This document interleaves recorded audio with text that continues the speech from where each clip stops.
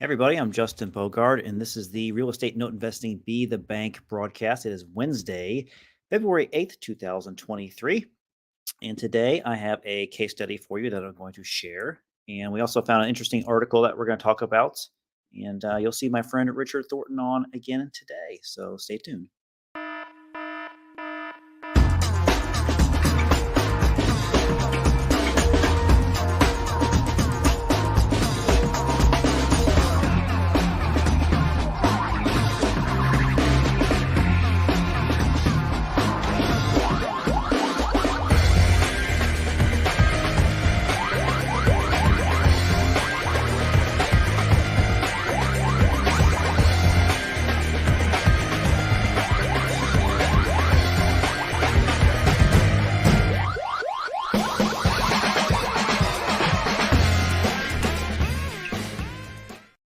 Richard Thornton, how are you?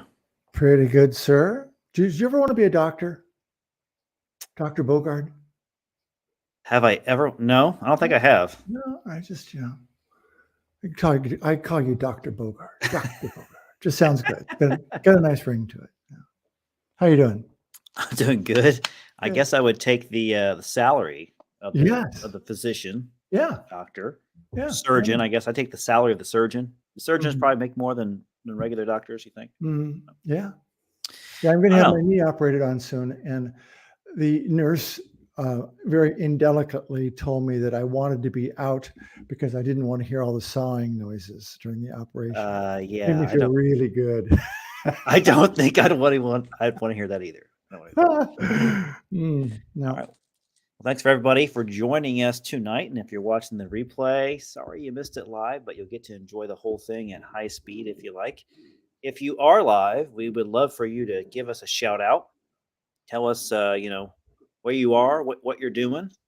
If we haven't heard from you before, we'd really like that. So just chime in on any social media medium that this platform is being broadcast on, or if you're on our Facebook page, or if you're here on the YouTube channel, which we mainly live stream from. You can always pick up this recording after we're done.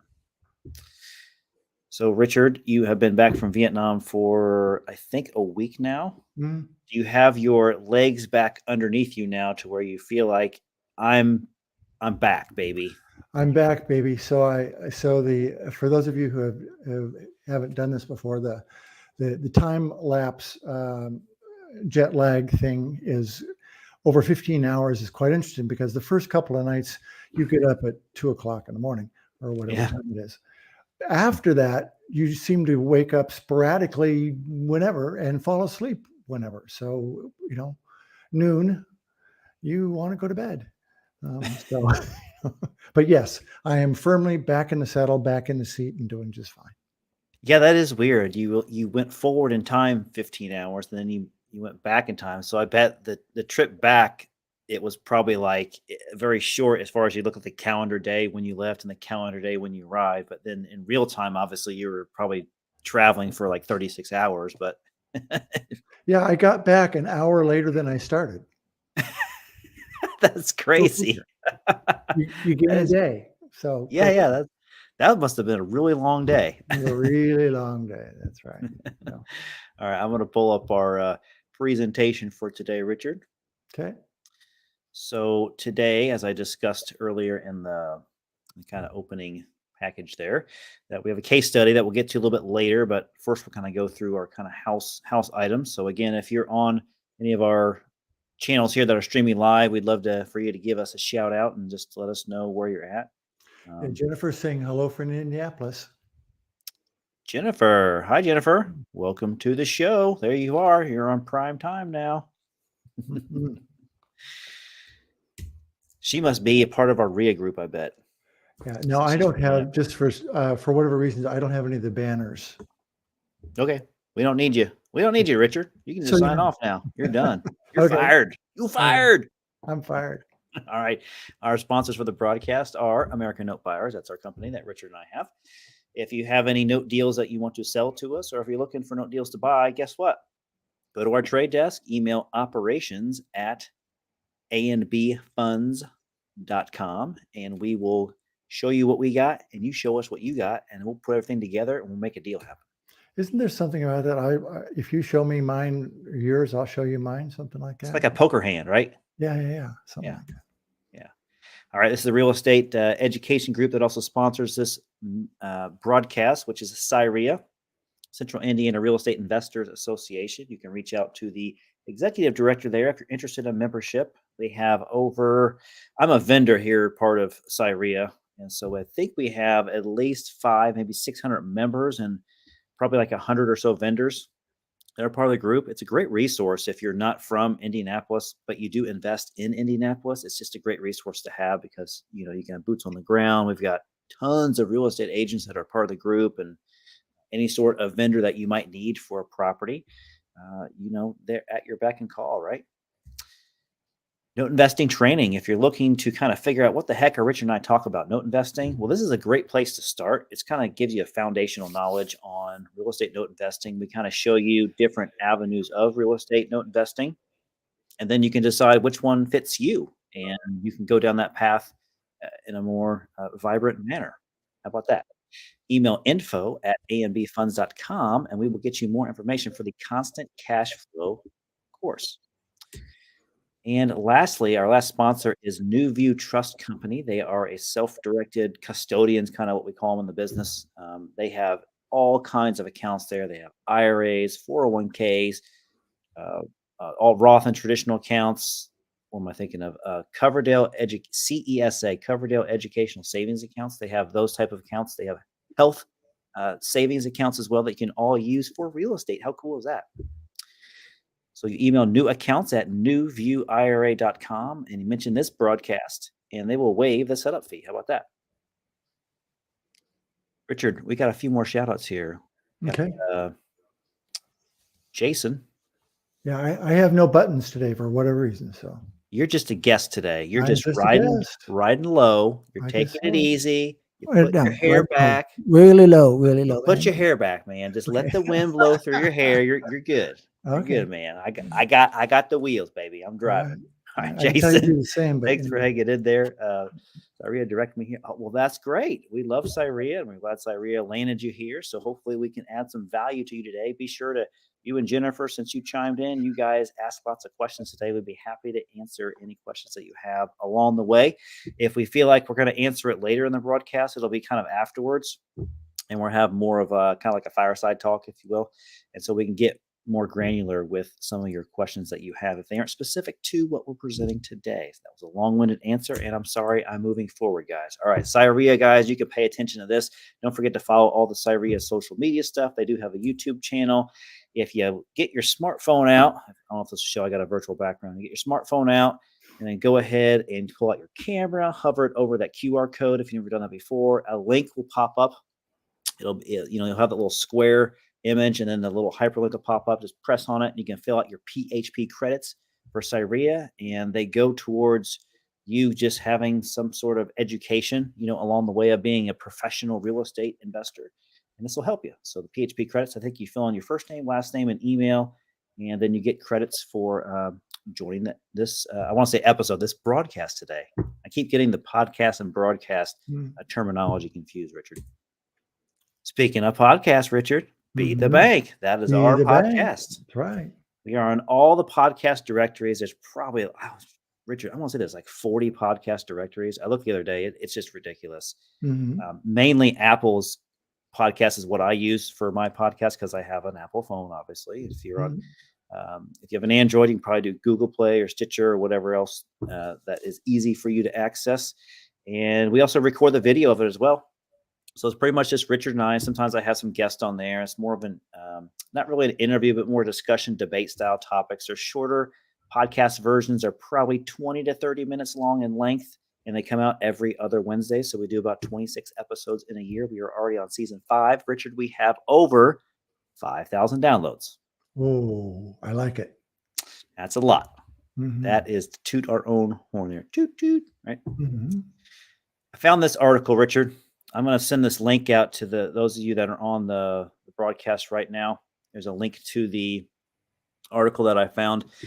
The most undervalued housing markets in the U.S. And you may be surprised by some, and you may not be surprised by some, Richard, when I show you the data. But what are they? this is the buildup, Richard. This is Okay. the buildup, Drum roll. right? So what we've talked about before, for those of you who haven't been on here before, is we show data that shows pretty much what affordability is for a person. So what we're saying is whatever a household brings in as their income, and whatever is the geographical local area, whatever the median price house is, they compare those two numbers and they say, this is how much money it takes to afford this type of house in this area. So like if we're saying the median price household across the United States is, let's throw out a number, Richard, like $300,000. And they're saying like the median priced income for a family is, $60,000. They're throwing some numbers together and they're coming up. So we're going to see the median income for a family of four is $33,000, $33,300. Is that for the entire United States? Uh-huh. Huh. So if you live in a big city and you're making a lot more money than that, there's an awful lot of people who are offsetting your income. That's amazing. Mm-hmm. Why is my mouse not working? Most of those people are called renters. Rentors, yeah, that's right. All right, some of the most undervalued markets to purchase a home are located predominantly in the Midwest. I'm not surprised by that. I'm sure you're not either, and near the East Coast. So places like Detroit, Cleveland, St. Louis, Philadelphia. I think you have a foreclosure in St. Louis, don't you? Yes. And I'm a little bit surprised to see that Detroit is still on this list, because Detroit has had such a run up. I mean, there are people there that have made buckets of money, who bought right after the recession. Yeah. Most undervalued markets to rent a home are Omaha, St. Louis, Cleveland, Kansas City. Okay. Mm-hmm. So pretty Midwest, pretty centralized United States. You'll save the most by buying versus renting in Detroit, Philly, Cleveland, and Chicago. Mm-hmm. So they had a chart there. I just grabbed the top part of it because the bottom part of it wasn't as important. So we're looking at the payment to income ratio for the local area. That's the local income for the family versus the median priced home for that area. So they're saying Detroit, it takes 17.5% of their income to pay for a traditional mortgage payment for that median sized house, which is pretty low. Very low, especially in your backyard there in Indianapolis. So what would it be out here on the left coast? Well, I don't have that data here. They only grabbed kind of the most affordable ones. So we're just only looking at the most affordable stuff. Okay. Still, Dallas ended up right there at the 35% window, because I think the national average now, if you take the country, it's like 38% payment to income ratio. Mm-hmm. So taking what the national, or 30, maybe it's 36%, somewhere close to that. But anyways, from 36 to 17, that's a big jump. Mm-hmm. That's a big jump. That's a big jump. So Philly, I'm not surprised by Philly. Chicago has been on the radar for staying pretty affordable since the bigger boom in real estate happened a few years ago. So just keep your eye on that. The Chicago area seems to be still pretty affordable. Indianapolis, there's my state, there's my area. Anderson, Carmel, Indianapolis, about 25%. So that's. I'm not surprised by that. Where's Carmel? So if you picture Indianapolis, mm-hmm. and you go straight north of the Indianapolis, the loop that goes the highway that goes around is called 465. It's kind of north of that. Okay. See, in California, you'd say Carmel, and that's where Dirty Harry and a bunch of people like that live. What part of California? Like where in California? It's just south of San Francisco. It's on the coast. You can, median price housing there is probably in the $3 to $4 million. Huh? Is that it? Yeah, that's it, huh? Wonder what rent is for a price like that. It's a lot of money. It's what, $15,000 a month? You'd be surprised what you don't get, but it's it's pretty expensive down there. Well, there you have it. Houston showed up on there, Baltimore, Kansas City.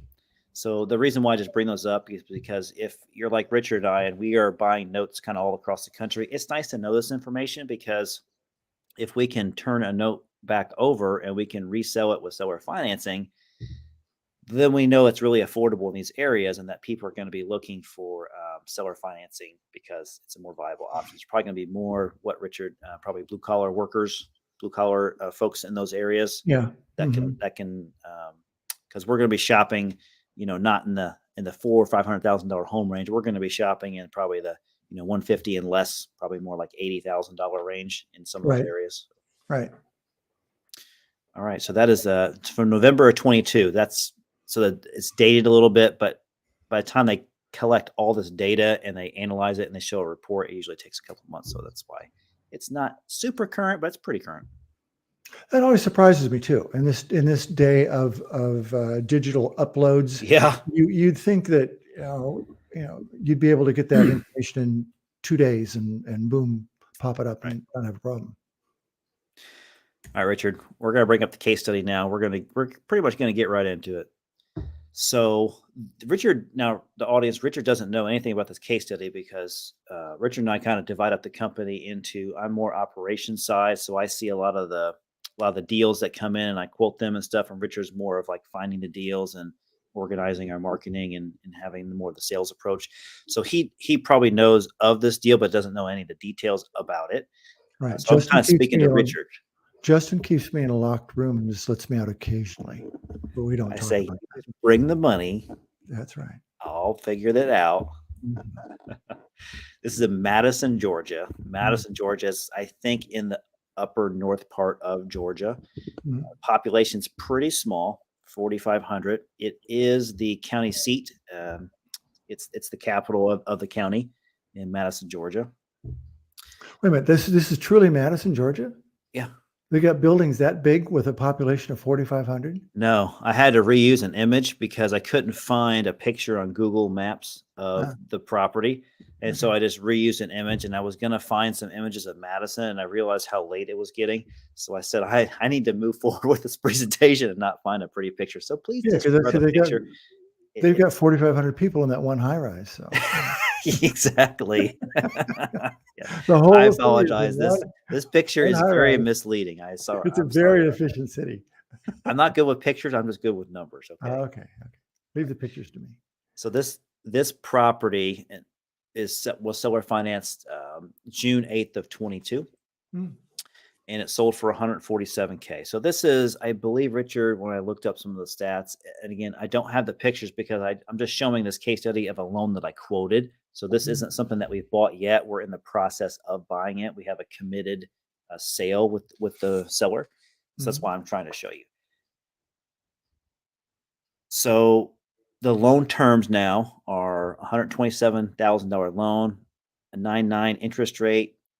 The monthly P&I, which stands for principal and interest, is $1,105.14.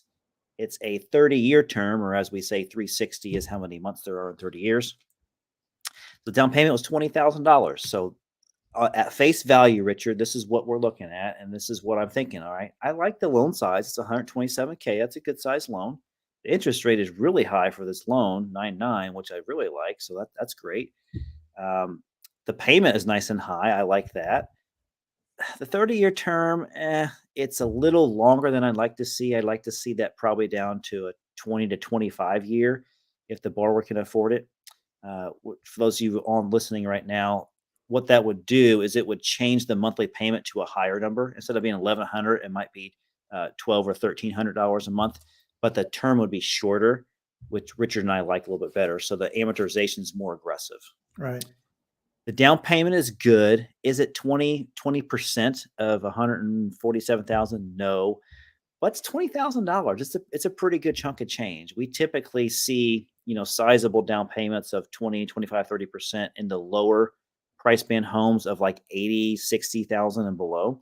And so for this house, $20,000, that's a good chunk of change. So we're going to say that passes. Right. Would you disagree with any of this so far? No, it's so far so good. All right, he's interested, so this might be a good quote that I did. All right. So I'm going to break down and show you a timeline of this because we're going to look back at it once I walk through what I did with this deal. So the first 7 payments that were made were on time and paid. So that's our pay history that we're going off of, 7 payments. It's not a lot of payments, but it's not brand new. So it's kind of in between. Like we would prefer to see at least a year of pay history, 10 months to a year. So this is, a little bit more than half of a year, but there are other factors about this deal that I like. Yeah. How much was the down payment? 20,000. All right. So that's decent. They've got Yeah. on that value, they've got a decent down payment and they got 7 months. So, okay, go ahead. So if the borrower had put down a couple $1,000s, obviously we'd be looking at it and say, hey, wait a minute, Right. this guy or gal isn't that vested in it yet. This Mhm. guy or gal that made, I believe it was a man. He put down Borrower. 20,000. The borrower put down $20,000. So we know that's a sizable amount that they brought Yeah. to the closing table. So they're vested in this. They've Right? got skin in the game. They definitely got skin in the game. All right. It didn't come out to 20%. It's less than 20%, Mhm. which we prefer 20 to 30. Mhm. But in this case, that's a pretty good chunk of change. They got skin. They got skin. Thank you. Mhm. So the future pay history is going to look like another 353 payments if they were to make every payment for the rest of the term of the loan, which we know is not going to happen. Less than 1% of all loans actually reach full maturity. But 353 payments, that's a lot of payments. So I am pricing this off of 353 payments left in the loan. Mhm. Follow me so far? Yep. All right. Which makes the current unpaid balance almost, what's that, $412 of principal they paid down in 7 months, Mhm. and their payment is $1,100 a month. Mhm. I mean, I'm laughing because I'm the person that's been on the other side of the mortgage as well, paying that. But it's like you make 7 payments of $1,100. So what's that? $7,700 in payments, and your principal goes down by. Did I do my math right, Richard? $412. Close. I mean, there's a reason. What you're saying is that there's a reason that the banking industry created amortization, and it's blatantly obvious in this because they know that most loans are going to pay off before their term, and most of the payment back to them is interest. So if you really look at the interest that they collect in those first 5 years, it's much, much higher than the actual note rate. Yeah, exactly. So they have paid very little in principal, and they've paid basically $7,300 in interest just in the first 7 payments. Mhm. If the Ta-da. term was shorter, Right. like a 20 to 25 year, we would see a higher principal amount going towards the principal and a little bit less interest, but the payment would be a lot higher too. So there's an offset to it. Right. At 9 rate, there's the monthly payment, and then it's got 353 payments left. So Mhm. this puts the borrower at an LTV, a loan to value ratio of 86%. Okay. A little bit high, but okay. Yeah, and this is the risk in this deal. We Mhm. saw that the amortization of it went for 30 years, and we said, it's okay. It's not terrible, but it's not great, but it is what it is. There's always a weird or a bad factor about one part of the deal, and you have to weigh all of your values and be like, okay, where do we land? Do we land more average, above average, or are we below average? And this is like, we need to run next door. We're not taking this deal. So do we know anything about the borrower in terms of what time of work he or she does or anything like that? We don't know that yet. That's going to be probably our discovery now Okay. that we've gotten the deal locked up. Now we're going to go through discovery and just trust but verify. So we're assuming that things are what we like to see. If they're not, we can always kind of back down our bid a little bit. Sure. But at this point, we're looking okay with what we see. So I don't really like the 86% loan to value. It's a little bit too high for what we're trying to do. And keep in mind, we have a bucket of money that cost us money to have that bucket of money. And so we have to make sure that if we do buy a loan, that we are protected. So if this was just one of our individual accounts, we would look at it a little bit differently, and we can be a little bit more aggressive with it. But with the company money that we're using to buy this loan, we have to have a little bit more protection. So I kind of have a couple of options that I can price this loan, right? I look at it as I can buy the whole loan, and I can price it aggressively because I want that loan to value to be lower. Now I can't change the borrower's loan to value, but I can change our investment to value. So, Mhm. for example, what I'm trying to say, Richard, is if we bought this loan at face value, which is $126,588, we would be receiving a 9.9% interest rate, but we'd also be at an investment to value of 86%.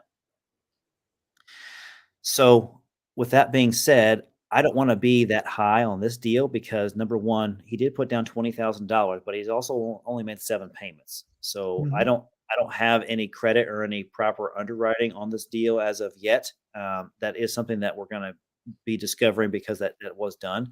So right now, I don't know what I'm getting into. So I have to be careful about how I price this. Okay. Michael would like to know what the value of the home is.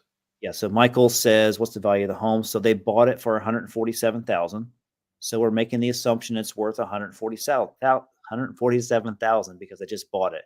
Now we can get subjective about the actual value of the property, and we'll dive into that deeper once we go through our discovery. But for the purposes of doing a quote and getting a quick number out to the person, because I get hundreds of these things come across my desk every week. I have to be real and I have to use my time wisely. So that's why I just run these numbers quickly and conservatively to where I know most of the time we're going to be really well protected in that number. And if something goes wrong after we commit to buying it, we can always back down what we're doing. And we should let people know that we do see a number of requests where the note was created sort of like this, maybe in December or something of that sort, with a value of 147, and little to no work has been done to the house, and suddenly it's worth 210,000 or more, and it's just miraculous how those prices can go up so quickly to justify a lower loan to value so that the note can be sold better. Right. In other words, it's bogus. We don't accept that, guys. Richard and I look at a loan and we say the loan to value is the value is always going to be what they purchased the property for, even if it went up in value in the future. We want to know what the borrower's loan to value is at all times. If the value happens to go up to $200,000, then our investment to value changes, and that's different when we invest into the note. But for the borrower's sake, we want to show how much skin did they have in the game, how much equity did they earn, not how much equity did they gain because of appreciation. So that's kind of what we're looking at. So where's my next one? So like I said, we can lower our bid, or we can just buy less payments. We can take a whole lot of risk out by just buying less payments. So I decided to bid this thing pretty low as a full loan, meaning if I want to buy 353 payments of $1,100, I'm going to bid, let's just say $100,000 on this loan. And the guy's probably not going to want to sell it because he doesn't want to take that much of what we call a discount. So I come up with a different way to buy it, and I think of a way, how can I just buy a part of the payment stream, also give him a little bit of money, but also really protect us to where if something happens with this borrower, this deal, we're not in it for very much money. So we can get our money out pretty easily and move on to the next deal. So this timeline we're going to come back to now, and we're going to look at this again. So the pay history was 7 payments were made, but now we're just going to buy 120 payments. So instead of buying the 353, which is closer to 30 years, 29 years and 5 months to be exact, we're only going to buy 10 years, 120 payments. And so now what this does is we can look at it from a different lens and we can be well protected. And the guy that is selling it to us, he still gets to keep the 121st payment all the way to the payment 353 now. So that's what he can keep in the future. So he's got a big nest egg coming towards him in the future if he takes this deal. So what if it pays off during our partial period? Well, that would be just a calculation of where are you at in the amortization schedule? Because technically there's 3 amortizations. This is going to be a confusing topic. So if you're not used to loans, this is going to be probably over your head. There's a payment schedule for the borrower. There's a payment schedule for the lender. Now that we're buying this as a partial, there's going to be 2 lenders, and there's going to be 2 payment schedules, 1 for each lender. And there's going to be a borrower that's a payment schedule. So you have to have 3 amortization schedules.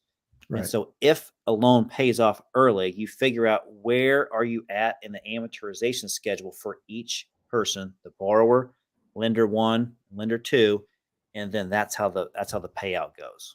Right, but the payment itself never changes. Correct. All you're doing is changing the things around it. The borrower doesn't know anything that's going on. This is just for the lenders. Mm-hmm. So the lender's numbers change, but the borrower's terms can never change unless the borrower and the lender agree to like an amendment on the contract. Mm-hmm. We might have a partial lesson one day, as a topic. Maybe that's something people would like.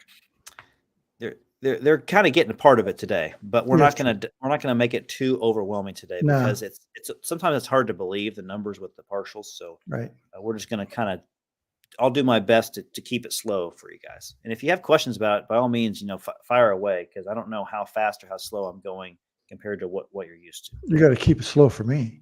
I keep it very slow for you.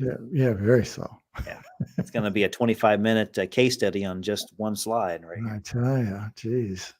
So I offered about $67,000 for 120 payments. So if you do the math and you say, well, what's 120 payments times 1100? Well, pretty much it's going to be double that. So if we were to keep this loan for 10 years, we would basically double our money. Right.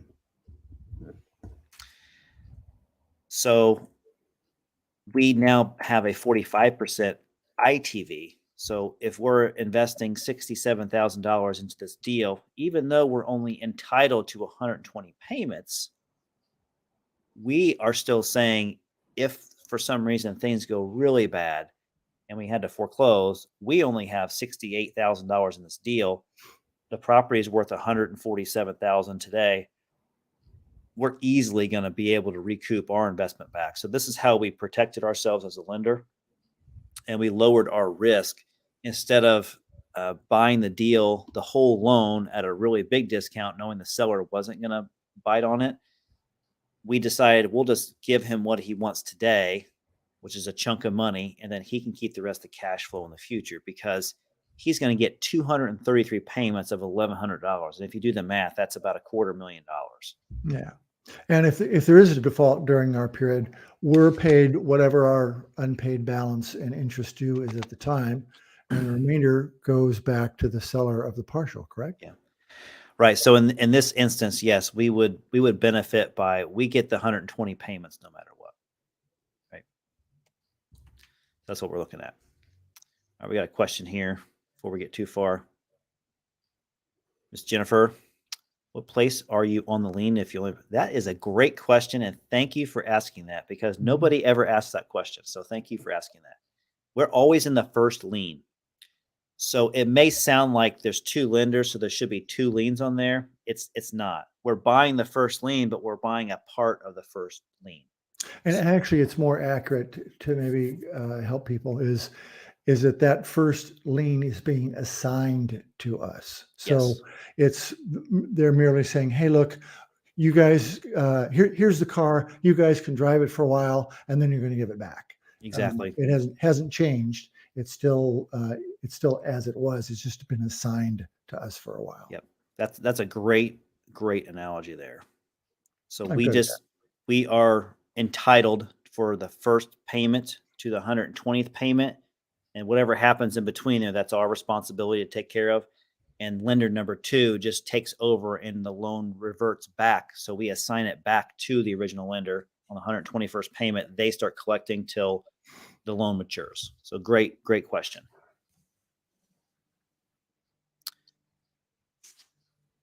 So this is pretty much the case study. I was expecting Richard to have more questions, but he didn't.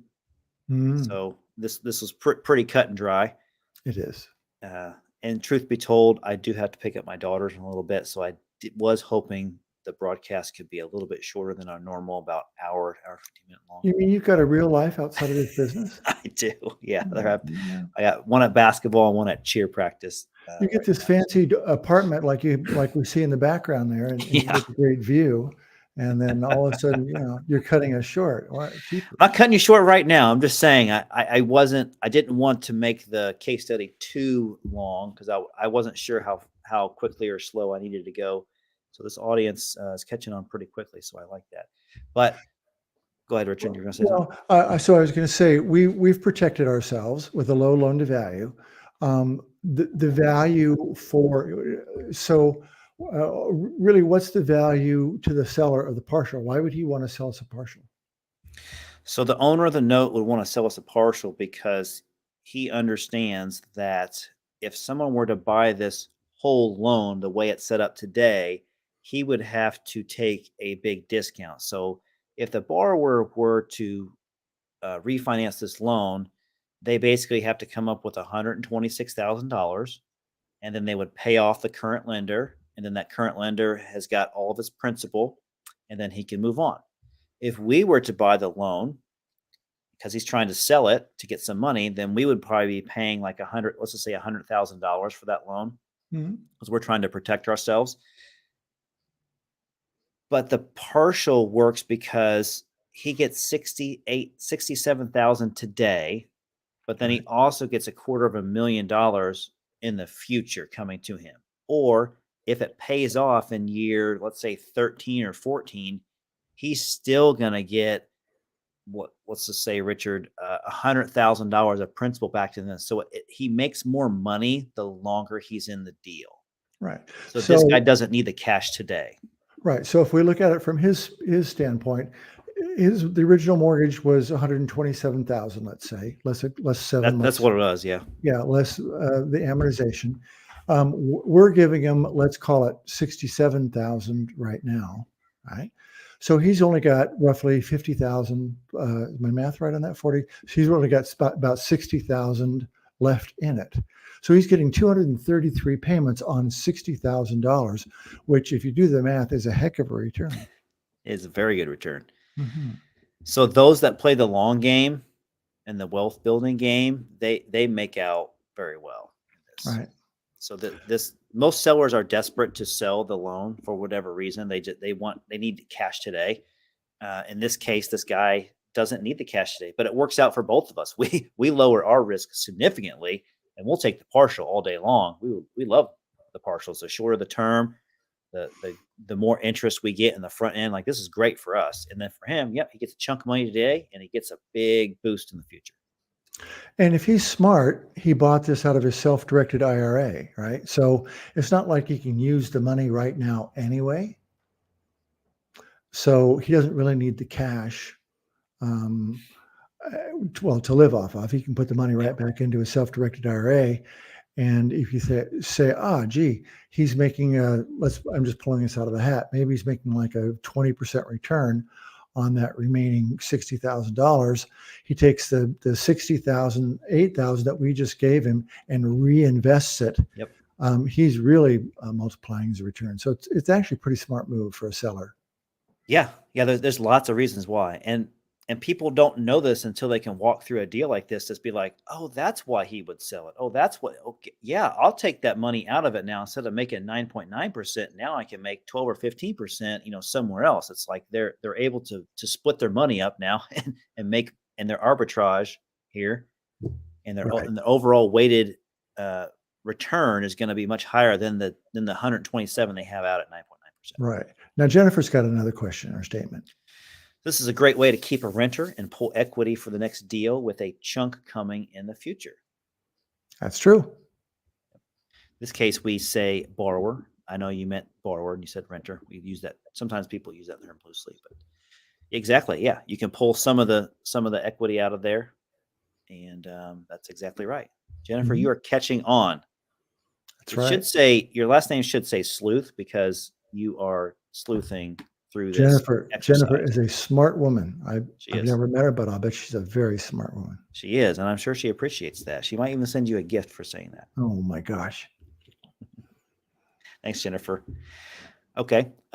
Keep the questions coming in. We're going to kind of do the last couple of slides that we have. Then we can sit down and answer some more questions that you guys have. So if you didn't know already, we do buy deals, particular first liens, residential, land contract, contract for deeds, note and mortgages, note and deed of trust, lease options, whatever you have, put it in front of us. We'd like to buy it. Again, this is a QR code. If you need it and we go too fast for it, you can come back and replay this video when it's done, and you can scan the QR code with your smartphone. And this is our note quote form. And all you're going to do is enter in the basic note information that we ask for. Then it's going to come to me, and then we're going to turn around and quote it for you and see if you like the price. If you're brokering a deal, meaning you know somebody that has a note and you want to sell it for them, that's a good way to earn some fee income as well. So we encourage you to do that as well. We have a Facebook group, if you guys did not know. Also, we are meeting next March 8th from 6 to 8 p.m. Again, live on the YouTube channel, our Facebook page, Twitter, LinkedIn. We need to get Richard's LinkedIn hooked up here so we can stream live on his LinkedIn. Our social media handles are at American Note Buyers for Facebook, Twitter, Instagram, and emails. You can email us directly, Richard or Justin, at ambfunds.com. And the Facebook group is called Be the Bank Real Estate Note Investing. And it has that picture in the background there in the center. We're going to get the Bright Path notes taken off there since we rebranded to American Note Buyers. We'll get that updated, but we have a couple hundred members in the Facebook group, and it's basically an educational group. So if you have questions or if you have deals you want to talk about that we can bring up on the broadcast live, we'd love to do that for you as well. Richard, this is the end of the presentation part. If I get my mouse back here, then we can go right into. What's up with your mouse? I don't know. Yeah. I don't know. It's not an Apple mouse. It's called a Jellycomb. And sometimes a little Bluetooth connectivity just hesitates just enough to make it really annoying. Mm-hmm. So there you have it. So that was today's case study, and the undervalued areas of the country. Mm-hmm. So what did you think? I like it. I like that case study. It's a deal we should buy and deal we should do. That's definitely something that we'd put into the fund. As we may have said before, if any of you would like information on the fund, please don't hesitate to ask. We've got good returns, and one of the advantages is you don't have to be in it forever. Sometimes if you buy a note, you have to be in it for 10 or 15 years. Our minimum investment period is 2 years. So you have flexibility. We can't guarantee that we can get you out right away, but to the degree that we can find somebody else to basically fill your spot, then we can certainly return your funds. Absolutely. So there's two ways that this works. You either are the investor in the loan, or you can invest in a fund like ours, and you can still make the passive income either way. Just one's a lot less work than the other. Yeah, exactly. And when we take all the headaches in the fund and have to manage all the day-to-day and make it much easier for you. Yeah. If anybody has any questions not related to the presentation for today, but just in general about notes, this is your time to go ahead and ask them. And we can do our best to answer them over the live call right now. Otherwise, you can always email us or hit the Facebook group up in the future, and we can also answer those questions there or bring something up on the broadcast in March as well. It'll be close to, as they say, March Madness for the NCAA tournament. Hey, did you see that Kareem Abdul-Jabbar's record got broke? LeBron James broke it last night. That is correct. That's right. In Los Angeles. So what does he do? Does he go on now to make just more points and just break it further? Exactly. So he is not going to retire. He says that his son Bronny, who's his oldest son, I think he's a senior this year in high school, and so he wants to wait until he can go to the NBA so that he can play his last year with his son, hopefully on the same team. Which is why he does 1 year. LeBron does 1 year contracts on purpose so that he can have that flexibility and go to whatever team he wants, whatever Bronny gets, brought up to. Assuming he makes the NBA, we all think he's going to make the NBA because he's a really good athlete, like his dad. But in college, you only have to play 1 year before you're eligible to go to the pros. So technically, actually, I think he's a junior this year, so he'll be a senior next year, Bronny. So I think in 3 more years, he'll be playing with his dad in the NBA if he's lucky to make it there. So if you read any of the articles, and we don't need to get into this too much, but I mean, I don't follow it that much, but I thought it was fascinating the way they said he's changed his game over the years. In other words, he's moved more to 3-pointers. He's done a lot of off-season practice with some different moves that have basically enabled him to change the way the game has changed. And I thought that fascinating. Yeah, the players, the professional players in general have adapted to the new age way to play, which is more, higher points. Mm-hmm. And so the defense also can play zone defense now, as opposed to being forced to play man-to-man all the time. So it opened up a lot of scoring opportunities. And so now shooters are all the position players, except for mostly the center, can all shoot 3-pointers now, so that you see a higher scoring game now. So yeah, he's Mhm. had to adapt his game instead of being more aggressive and slashing and dominant against the rim. He still is, but he also has a nice outside game too. So All right.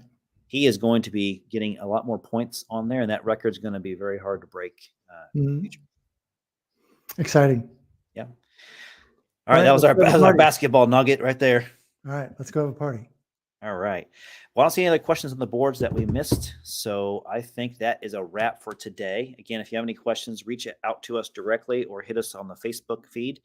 And if you have more questions about the funds, please reach out to Richard at richard@ambfunds.com. He'll be glad to answer your questions about that and talk to you about that and what you can do. And those of you from our local Cyrea group, thank you for joining on today, and reach out to me locally here as I go to the Cyrea events pretty often, and you can connect with me there if you haven't met me before. Love to chat with you. All right. Take care, guys. All right, talk to you later. Bye. Bye.